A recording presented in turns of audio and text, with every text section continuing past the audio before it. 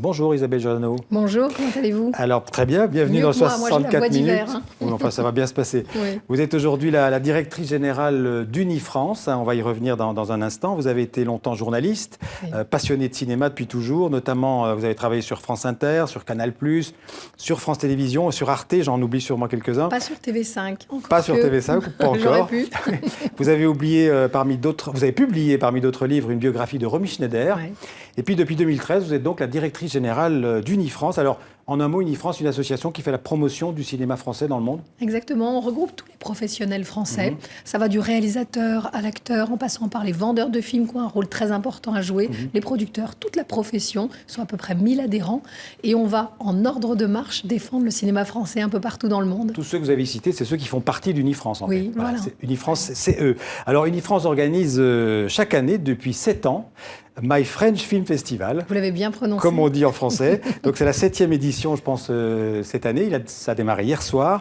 Alors c'est un festival unique en son genre, puisqu'il fait découvrir des cinéastes sur Internet. Oui, c'est une manière aussi de mettre un coup de projecteur sur la jeune génération, faire connaître au monde entier et surtout à ce public un petit peu jeune qui va peut-être moins dans les salles de cinéma voir des films français.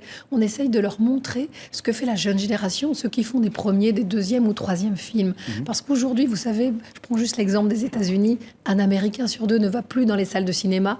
Les gens restent chez eux, ils regardent le cinéma à la télé. De la consommation voilà, du cinéma, ou sur leur ordinateur. Donc ce festival en ligne, pendant un mois, leur permet de découvrir des films dont on voit des images. Et donc, pour y C'est aller, très pratique. c'est très simple. On va sur votre site. My French Film Festival, ou sinon, c'est relayé bien sûr par des grandes plateformes comme iTunes et Amazon. D'accord. Vous trouvez tout ça sur Internet et pendant un mois, c'est un peu la fête du cinéma. Il n'y a peut-être pas de tapis rouge comme dans les grands festivals de Cannes, mais en tout cas, c'est vraiment la fête du cinéma parce qu'il y a vraiment de tout. Et c'est aussi bien des films français que des films francophones, suisses, québécois, etc. Donc voilà, il y a vraiment aussi. pour tous les goûts belges. Vous proposez combien de films cette année? Très simple, 10 films. 10 courts-métrages, et puis également il y a 10 autres films qui sont hors compétition. On montre même des anciens films comme Cléo de 5 à 7, que j'en ai profité pour le revoir. Le film d'Agnès Varda, qui date des années 60, mais qui est très très moderne. On a une petite exclusivité avec un très joli film, un petit court-métrage sur Françoise d'Orléac. Oui, qui est à l'honneur cette année dans votre festival. Qui est à l'honneur cette année. Et c'est Pour vrai rappeler que c'était la sœur de Catherine Deneuve. Et là, vous allez voir dans l'extrait, elle danse avec sa sœur, elle se déguise en Greta Garbo, c'est génial. Alors, est-ce que c'est gratuit ou pas Alors, dans certains pays, c'est gratuit. Dans d'autres, c'est payant. C'est jamais très cher. C'est entre 1,99 et 5,99 pour parler comme les supermarchés. D'accord.